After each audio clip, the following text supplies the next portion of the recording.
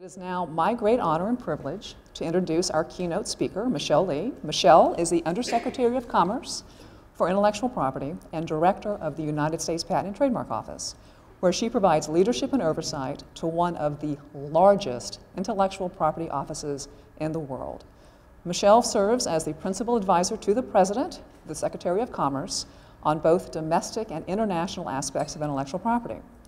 Prior to her current position with us, Ms. Lee was the USPTO Deputy Director, and she also served as the first Director of the USPTO Satellite Office in Silicon Valley. Prior to joining the USPTO, Ms. Lee served as Deputy General Counsel for Google and was the company's first head of patents and patent strategy. She began her career as an engineer and computer programmer at the Hewlett-Packard Research Laboratories, as well as the Artificial Intelligence Lab at MIT. Michelle holds a BS and an MS in electrical engineering and computer science from MIT, as well as a JD from Stanford Law School.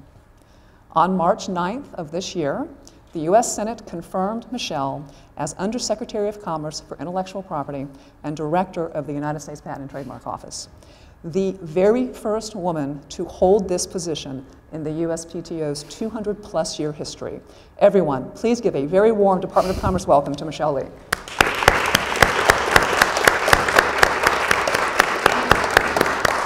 Thank you. It's a real pleasure to be here. I could not be more thrilled.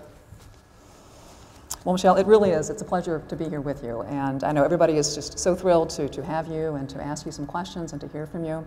So the format will be some Q&A at the end from the audience, and I'll kick it off with a few questions for you. Sound good? Sounds like a good plan. Okay, fantastic. The first question, Michelle, lots of background on you, and you came up in a very technical area. Engineer, JD from Stanford. Can I ask you just a personal question? Did you always want to be an engineer growing up? So I was born and raised in the Silicon Valley, and my dad was an engineer. And all the dads on the street that I grew up on were engineers.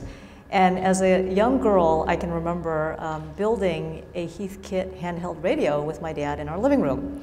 And I didn't know that that's not what girls normally did, or that they weren't supposed to do that, or anyway, so that's just what I did. And so I guess, you know, when I look ahead, I mean, it was not surprising that I became an engineer. I grew up in a street with all engineers. It was in a region of the country that is highly innovative. It was not uncommon for these dads to invent something clever, to patent it, to obtain venture capital funding, and to start a company and build it. And some of the companies succeeded and some did not, but a small handful of them that did succeed revolutionized the world and the way in which we live. So it was an incredibly exciting place to grow up in. So as far as I'm concerned, I mean, engineers are gods, and they have they're doing God's work, and they have one of the most exciting jobs on this planet. So I guess it was not too surprising that I ended up as an engineer, and my parents are both scientists, so maybe the DNA had something to do with it as well. That's great. Thank you. Thank you. Michelle, you've been in the private sector for quite a bit of time, and now you're in the government. When you're in the private sector, you run both the technology side of the house and the legal side of the house. Are there any perspectives that you want to share as you've kind of come up in those very different areas? Yeah, so I worked as a computer programmer, and when I became a lawyer, I represented high-tech startup companies, some of them very small. The inventor walking in the door with an idea, wanting to form a company, and to write Fortune 100 companies, both in the law firm and in the corporate environment. And now I'm in the government, and I have to say, I like the change and I like the variety.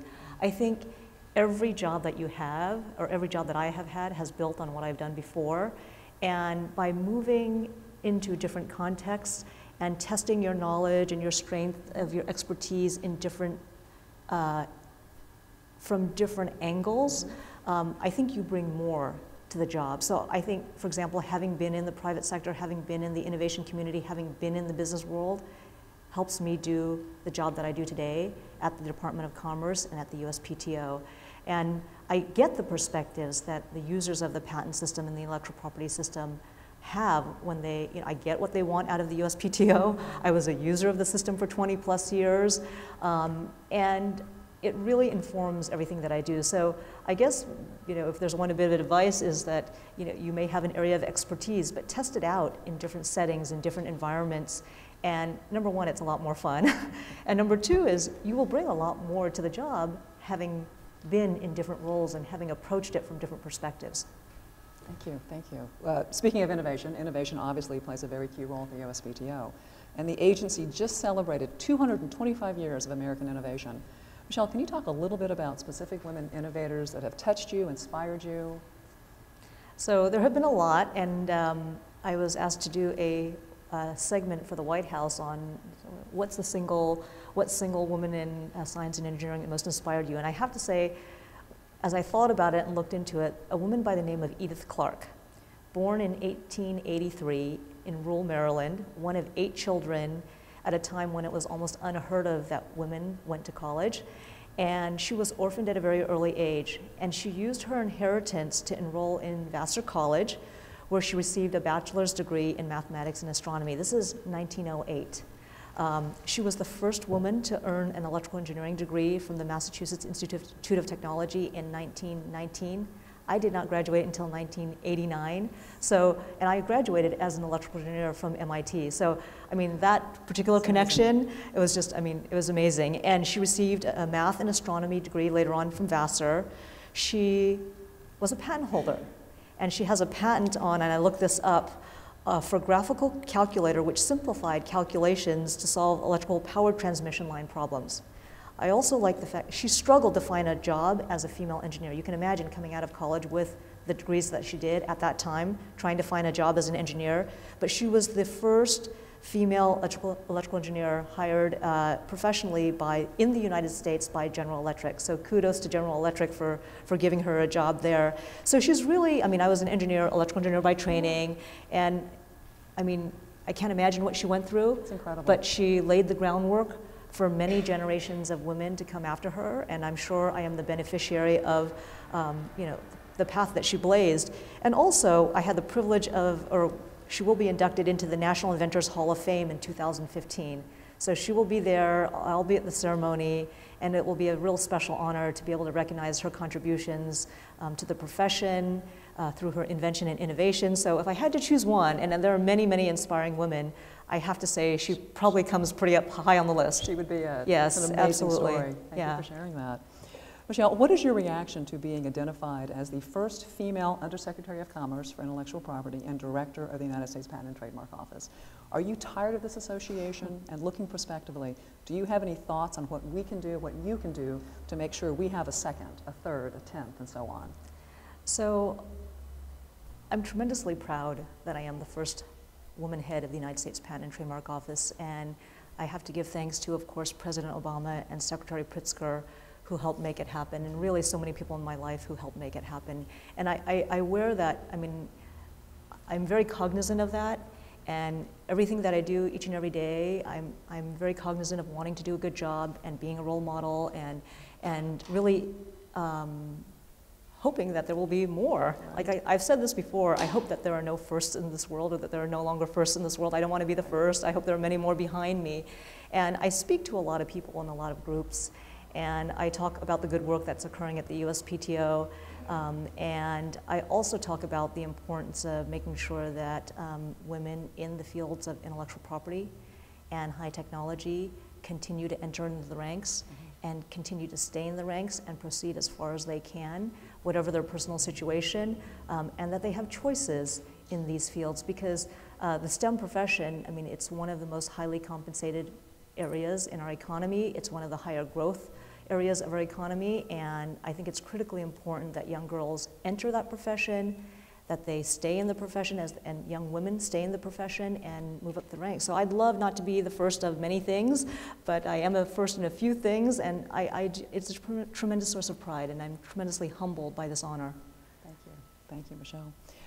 Personal question, how do you balance your responsibilities as the Director of USPTO with your personal life? Any tips or tricks that you want to share with the audience? Let's see. You have a young daughter at home? So I am a mother of a 5-year-old, and ice cream for breakfast?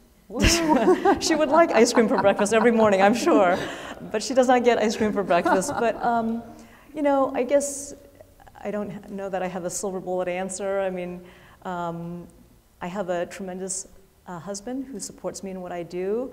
I'm incredibly efficient. I've always had a very demanding job and career, and you become very efficient.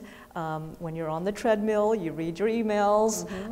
There's very little downtime. And I think in this day and age, especially with, I mean, there are both pluses and minuses to having the cell phones and the electronic access. But I think for working moms and working dads, right, I mean, it does add an element of flexibility. I think in the day and age, back in the day and age before all these electronic tools, I mean, you pretty much had to be in the office to do anything. And now I think, you know, if you're working with the right employer and you do your work, I mean, when you need to and you're responsive, you don't always have to be in the office. And don't get me wrong, I'm in the office quite a bit, and you need to be when you're managing large teams of people. But I think the modern technology has added a significant degree of flexibility that did not exist before. So take advantage of it.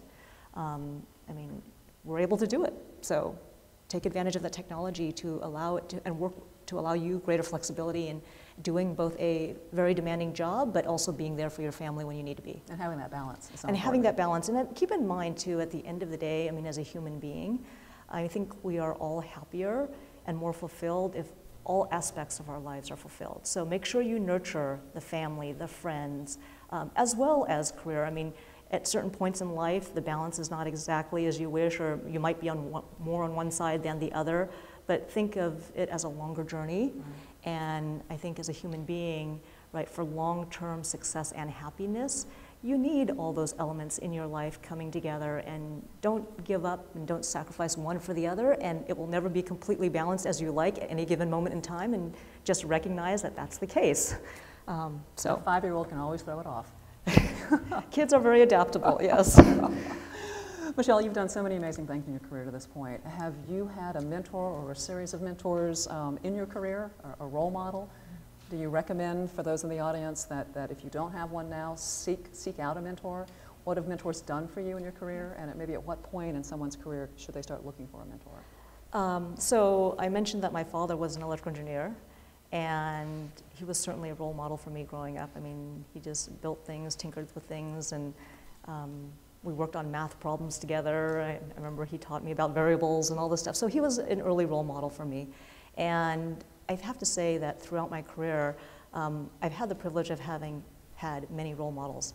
Now, they didn't always look like me. And my advice to you is, right, your mentor or role model may or may not look like you, and you shouldn't really wait around for somebody who necessarily looks exactly like you, because in my case, you might not find it.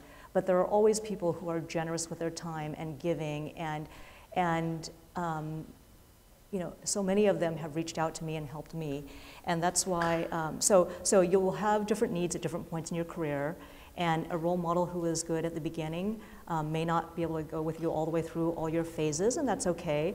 Always be gracious, always be, you know, most grateful for all the help that's given to you along the way, and recognize that at certain points you'll just have to, right, you'll get different things from different individuals, and be grateful for it and embrace it. And like I said, don't wait for the mentor or role model to look just like you, because if you're going to break a barrier, you're not going to break a barrier waiting for somebody who looks just like you if there's nobody ahead of you. That's great advice. So I guess that's what I would say as far as role models and mentors.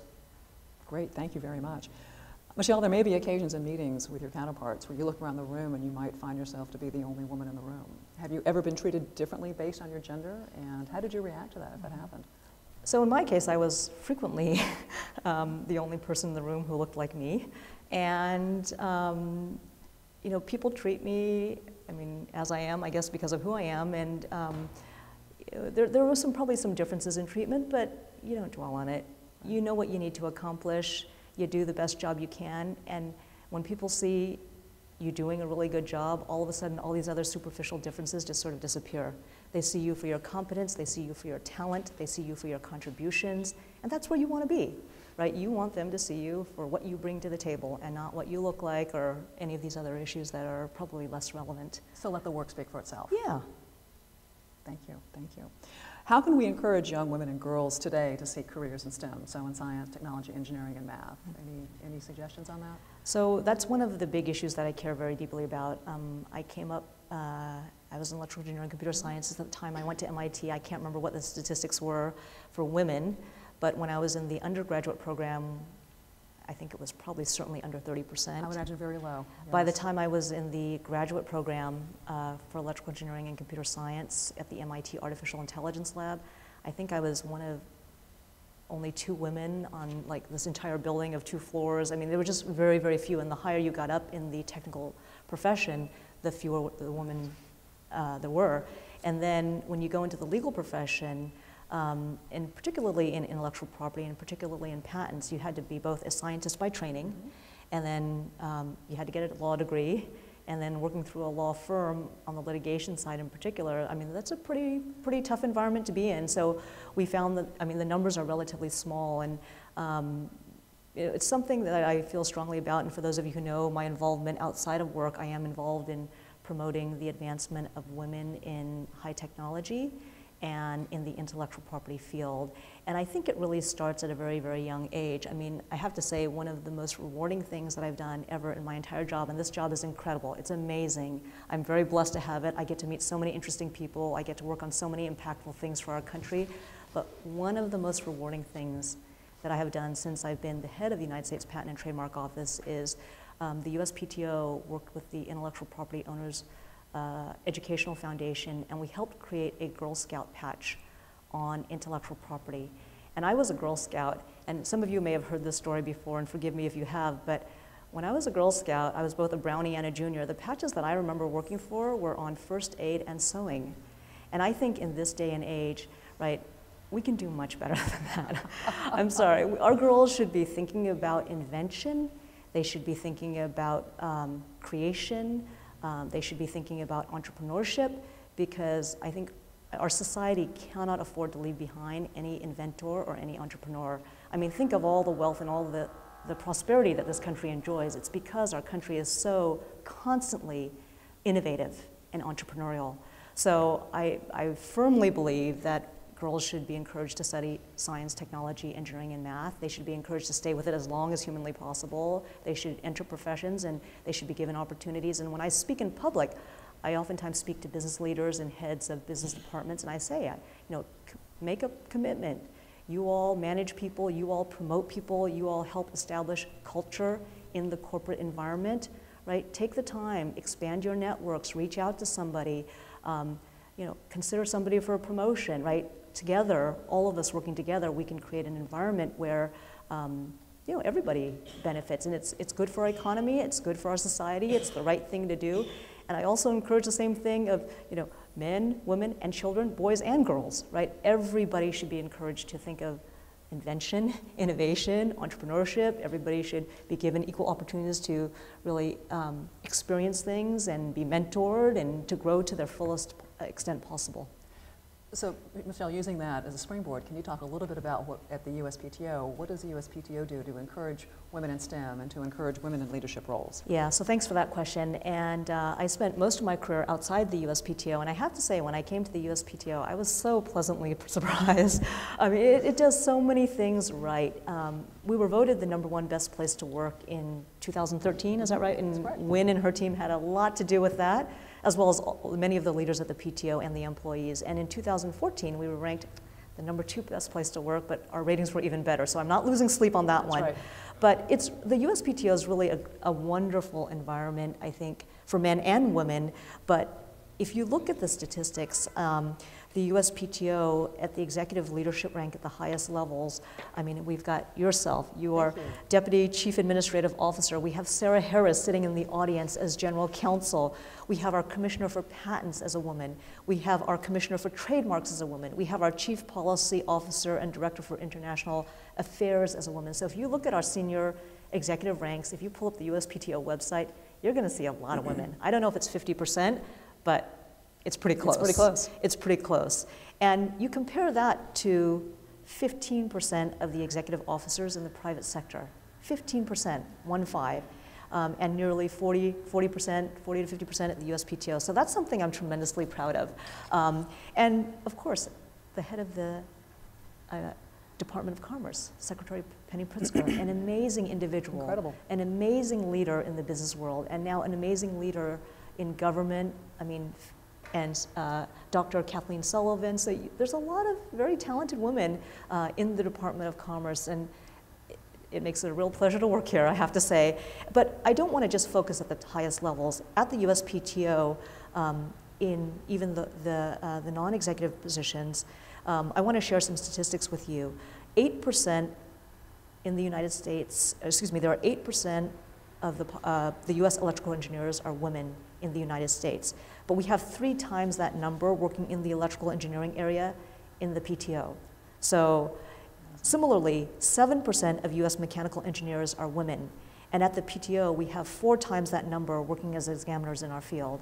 And I think a lot of it has to do with our flexibility in our work program. We have a tremendously progressive telework program, but that's not it. It's just a great place to work where we kind of continue to promote and advance and encourage and develop, and Wynn and her team play an instrumental role in that. So the PTO is really, I think the PTO is setting a model for the private sector. So I would agree with that, Michelle. Thank you. Yeah. I'm delighted about that. Fantastic. Thank you. Thank you. So let's disengage a little bit from the career questions, and let's think about what would you do your dream day off? What would that look like? You don't have an iPhone, an iPad, a BlackBerry. That's all gone away. What would you do with yourself, with your time, with your family? I think it's all about friends and family. The older I get, the more I realize that to be true. And I could be anywhere with them and have a wonderful day. And for me, I happen to enjoy cooking a lot. And for me, I guess the ideal day would be something really simple. Going to the farmer's market, checking out the lovely produce, sampling them, deciding what I'm going to plan for the dinner menu, cooking an incredible meal, and sharing that with friends and family. And then just having a leisurely meal where nobody's rushed, having great conversation. I mean, that sounds amazing. And we're all invited over, right? Absolutely, absolutely. Michelle, do you have any advice for young women just starting their careers right now? Don't let anybody tell you you can't do it. And I love that. If you don't see anybody who looks like you, don't let that stop you. Do the best you can, work hard at what you do. Keep in mind that every interaction you have with every person makes a difference. And do what you're passionate about and just go for it. That's fantastic. Thank you. And one last question. What are some of the challenges, trade-offs that women today face as they try to advance in their careers? And you've seen it from many different angles. I think women do face a difficult time when they're making the decision about whether to have a family, and then when they have that young family, you know, how do you juggle it all? And that's a hard point because, I mean, oftentimes that's relatively early in your career. That's oftentimes the time when men are leaning full throttle, right? Absolutely. And I mean, if you want to be in line for those promotion positions, right, you really do have to, right? You have to be engaged. You have to be engaged. But I guess I would also say that, you know, as you're navigating that issue, and keep in mind that nobody does it gracefully, and increasingly in this day and age, the men face the issues just as much as the women. They have obligations at home, and they're trying to juggle, and they want to be at home too, and maybe they don't want to be 110% at the office, but they do want to be with their kids. So I think it's now not so much a woman issue or a men's issue, it's everybody now, right? I know my husband and I share duties equally, and you just pitch in and you do whatever you need to do to get through the day, and some days are a little smoother than others, and other days you just kind of happen to make it through. And that's okay. We all make it through. We're in for the long run. It's not a short time frame. So, you know, I guess Sheryl Sandberg talks about this in her book, Lean In, but you can never plan your life to the nth degree. So if you think, oh, I got to back off because I got to do this, this, and this because I need to be there for the kid, I mean, you can never plan that far in advance. So just do as much as you can as your personal life and circumstances permit. And after that, you can't do any more, and that's fine. You make your choices along the way. But just be engaged. Continue to be engaged to the extent that you can, and opportunities will present themselves. Fantastic. Thank you. I couldn't agree more. We now have time for some questions from the audience. So I think there's a mic. If yeah, there we go, right there. Any questions? Right there in the back. I love the question from a man in our audience. I welcome. Love this is fantastic. Thanks for being here, by the way. I think it's our first question. Welcome. Okay. Hi. I'm just trying to understand my perception that the world of work is changing so much with what we do increasingly being on the internet, and you know, I use the term there's an app for that. So just try to get a sense of the context of PTO. I mean, how does the evolving use of technology in the workforce affect, you know, the operation of patents? Yeah. Well, thanks for that question. We could not be the agency that we are without the use of technology. And we have used that technology, I think, very well because it fits with the way we conduct our work. I mean, as many of you know, we have one of the most advanced telework programs in the government and probably even in the private sector based upon my experience. And we are able to recruit and retain a really top-notch workforce because of our telework program and because of our use of technology.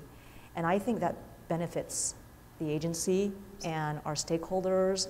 And so really, I mean, being able to reach out into all areas of the country to hire and retain the very best technical talent. I mean, technical talent, I know, I come from that background. It's hard to get. And not only that, but the US government doesn't quite pay what the private sector pays. So you're talking about a scarce commodity, right, where you don't have the financial resources to pay the same salary.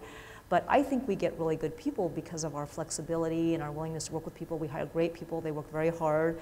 And so we have been able to use technology and our managers in a way that I think benefits our stakeholders and our customers. So I think it's been critical to our success, and we'll continue to look for ways to expand and improve, and the technology is there. And like I said, I think the USPTO is one of the most forward-leaning in that regard, and even compared to the private sector. Michelle, would you almost argue that we couldn't be as good as we are without technology? Absolutely, absolutely. Okay. Other question?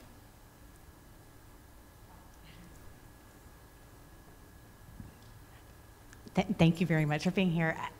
What do you feel are the biggest challenges facing the PTO in the next year? Well, I think our biggest challenges are both our biggest challenges and our biggest opportunities. So I think many of you know that Congress is debating some legislation on the issue of patent reform,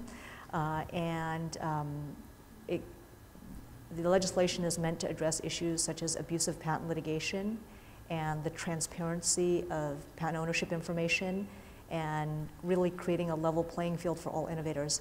So I think one of the biggest opportunities for the PTO is to work with members on the congressional members, with our stakeholders. We hear from a lot of stakeholders, I mean, across a wide range of technology areas, from the individual inventor to the Fortune 100 tech company, as well as working within the administration to making sure that we get a piece of legislation, which I do believe is critically necessary to strengthen our system, that is both balanced and meaningful, that works for all companies, regardless of their technology area, and regardless of their size, both now and in the long run. I mean, it's that critical. The intellectual property system is an incredible incentive for innovation, and if you go too strong one way or another, you could easily disincentivize. So there's not a single point, there's a range, but I think one of the challenges, and like I said, it's a tremendous opportunity, is to make sure that we get a piece of legislation that is both balanced and meaningful. That's number one. Number two is, I think many of you know that we've launched an enhanced patent quality initiative. I think in this day and age, right, when we're hearing so much about abusive patent litigation and patents at issue, I think it's the responsibility of the USPTO to issue the very best quality patents we possibly can.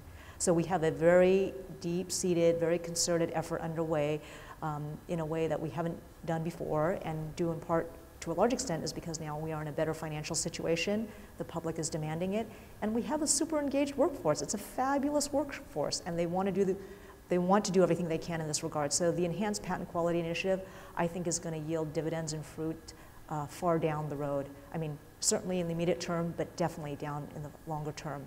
And then one last point is companies are increasingly going global. This is an increasingly global economy. You can just as easily have your first sale on the internet in Beijing as in Boston. So making sure that the intellectual property systems, not only in the United States, but overseas in all the countries that any business might want to do business in, that they respect intellectual property rights, that you have an enforcement mechanism, that you have remedies, and that don't favor domestic over foreign entrants, right, to really create a level playing field. So those are some three pretty big priorities, and both challenges and, I think, opportunities. Michelle, another question. Thank you very much for your presentation. I'm a chemist, and I've worked for 3 different Department of Commerce agencies. The question I have is, how do we stay competitive in the global industries that you're talking about overseas, but yet maintain our competitive edge when it comes to technology transfer and the intellectual properties that you have to protect here in this country? So I want to make sure I understand your question. How does the U.S. stay competitiveness? How do we stay competitive overseas and still do our exports? At the same time, technology transfer is our cutting-edge competitive advantage in terms of advanced manufacturing. If we keep sharing so much of our technologies overseas, because a good portion of the inventions that were actually delivered overseas actually came about through the 20th century developments in advanced manufacturing, for instance. How do we stay competitive in terms of creating the new innovations and technologies and preserve our competitive edge in terms of exports overseas? Yeah, well, thanks for that question.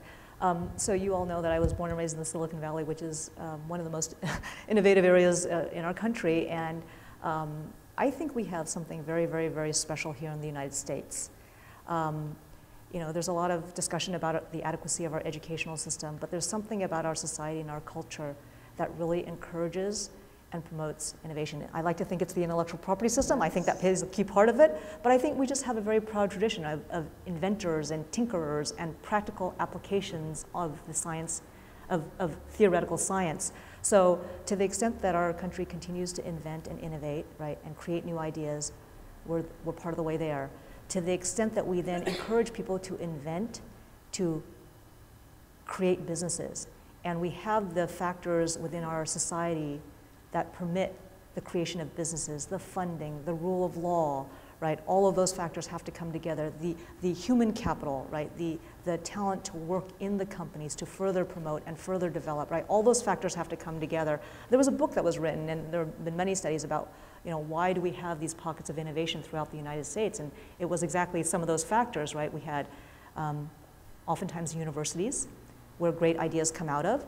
You've got financing through perhaps venture capital or other mechanisms. You've got a rule of law, right? And also a lack of a stigma for trying and perhaps failing and then picking yourself back up again and trying again. There was no stigma, or not much of a stigma, associated with failures, right? So people are willing to take the risk. So all those things, I think, to a large degree, exist in the United States. We need to make sure that they continue to exist.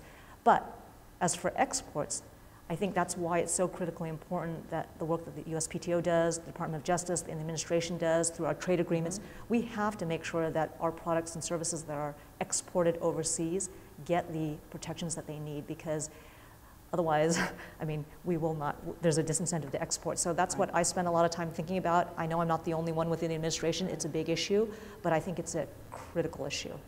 So trade is a priority for this administration and this department and for the PTO. And on the intellectual property side, I spend a lot of time thinking what I can do to make sure that our companies are incentivized to ship their products overseas and can do so with the confidence that they need. And we also have what we call IP attachés on the ground in various countries to help American companies navigate the various intellectual property landscapes in the various countries, and they are quite different depending on which country you're in. Michelle, thank you. There was one right here, I think. Hi. I used to work at a firm as an agent, and I've recently moved to the PTO as an examiner, I think within the past 9 months. And I was just wondering what made you switch from the private sector to working for the USPTO, and also what do you think the value of a law degree is in this day and age within the IP world? So I didn't ever think that I would be here in my job sitting before you today. And I mean, like I said, I studied engineering. I wanted to represent high-tech innovative companies, and I did. I had this incredible experience where I represented some of our country's most innovative companies. And you know, over the course of your career, you're going to have a certain set of experiences. And I was fortunate to have the set of experiences that I had. And at some point, after you've done what you've done, you actually have something that at some point perhaps the administration or the government may need at a certain point in time. And that's pretty much what happened, right? By virtue of experience, by virtue of what I had experienced in the private sector, I had a set of skill sets and experiences that I think at this time in our country's history on the intellectual property issues, I had something to add. And I was asked to serve in various roles. And I do believe very much in public service and giving back. And my parents are immigrants, and I'm the direct beneficiary of so much that is good in the United States. The innovation economy that I grew up in, where you had all those dads inventing and creating and building companies. And you know, my sister and I, growing up in that environment, flourished. And I do believe in a strong sense of obligation in giving back. I have a daughter. I want to make sure that this innovation economy that has been so good to my family continues to perpetuate for generations. So I think when you're asked to serve, I think if you've got the skill sets and you have the ability to serve, I do feel an obligation to, and I think it's an honor and a privilege to serve. And I'm tremendously proud. I oftentimes go out and I'm the representative of the United States of America on certain intellectual property issues, and that's a tremendous source of pride for me. Michelle, thank you. Other questions?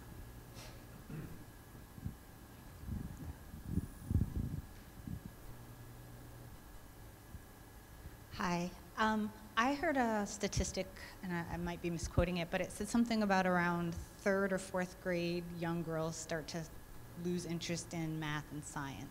And I'm just wondering, as a mother of a young daughter, what types of things you would do to sort of combat what are maybe indirect societal cues in terms of talking to her. And also, I'm a mother of 2 girls, from one mother to another mother. What type of advice would you give to other parents to sort of encourage girls to stay in math and science? I have an engineering degree, I have a law degree.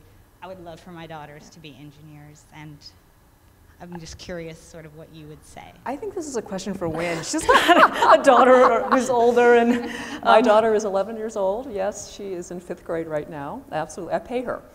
I'm kidding. I'm kidding. But I'm not above bribery. You know, it's a tough topic. It's a tough topic, and we want to keep, you know, our daughters and our sons engaged in math and science. And I think some of the stories that my own daughter tells me is that, you know, she'll be in classes where the boys are just much more vocal. They're just much more ready with the answers, and that can be kind of difficult for some of the girls in the room. They're maybe a little shyer and not as vocal about wanting to be a part of the solutionizing that goes in within the classroom. I'm myself not shy, so I say to her, honey, just speak up. But it's a tough issue, and I think the more that we can show, it kind of goes back to an earlier point that Michelle made, the more that we can show our kids, you know, our daughters and our sons, all the good work that we're doing as adults in society, and the hard work that we're bringing, you know, to our careers and the dedication, and bringing that work home and sharing with them stories about our jobs and our day, and helping them sort of associate what we do with what they do and some of the problem solving that they're trying to do even at their age. That can be so helpful, and highlighting, you know, women that have just done well, and you know, look at Michelle and look at the inventor that she talked about earlier, and have your daughter look at what you're doing and bring that to the conversation. And I think that can just be a really powerful dialogue to start having with our kids. And you can't do it early enough. You can't, because they take in more information than we even realize. They watch every move we make. They take it all in. They internalize it. My daughter took me aside the other day and said, Mommy, you really should have used different words with Ryan. That's my son. I said, thank you. How old are you again? But so the point is, they're just taking in so much information at such an early age. Just don't miss an opportunity just to have that conversation. I don't know, Michelle, yeah. any? I think I would just add to what Wynn said. I mean, the girls now growing up have many more role models than we had. Absolutely. And I had many more role models than, you know, Edith Clark did. And that's the way it should be, right? We should be able to look up and see more and more, and it shouldn't be such a new thing. But the other thing I would think about is, I mean, for the young girls, right, in the science area, we have the USPTO helps to put on this program called Camp Invention. And basically what it is it's a summer camp. It's 1 week long.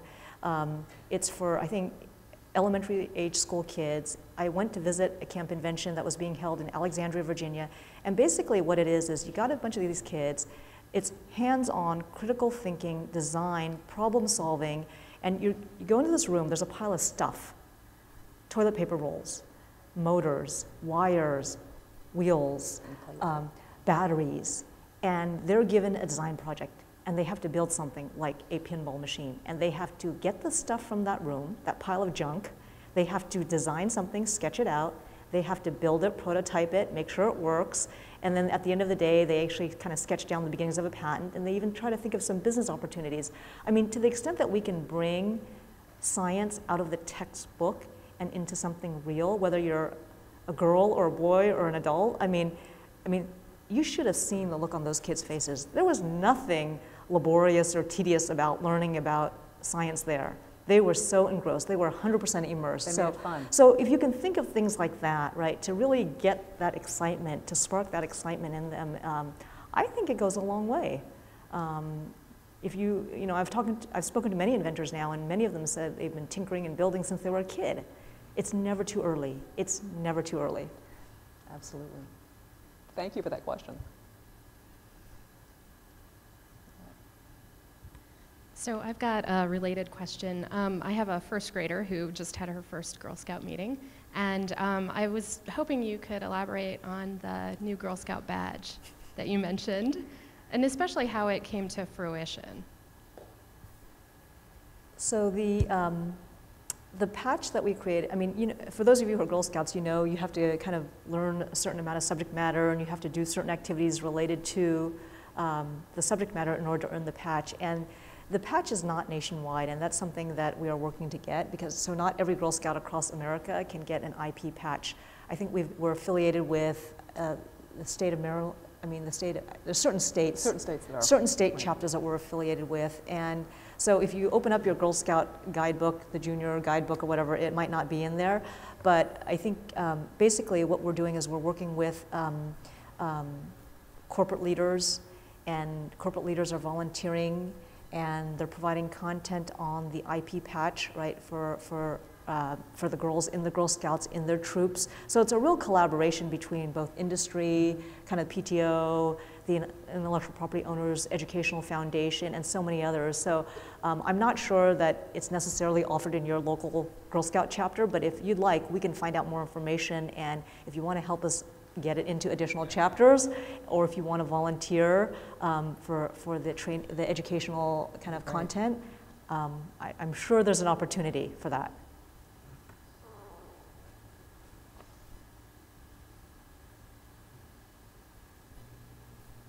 Other questions?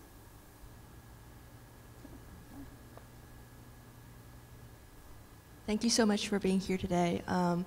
I'm a graduating senior from the University of Maryland, and I'm currently interning at Commerce. And I was wondering what advice you would give to graduating students who don't have a science degree.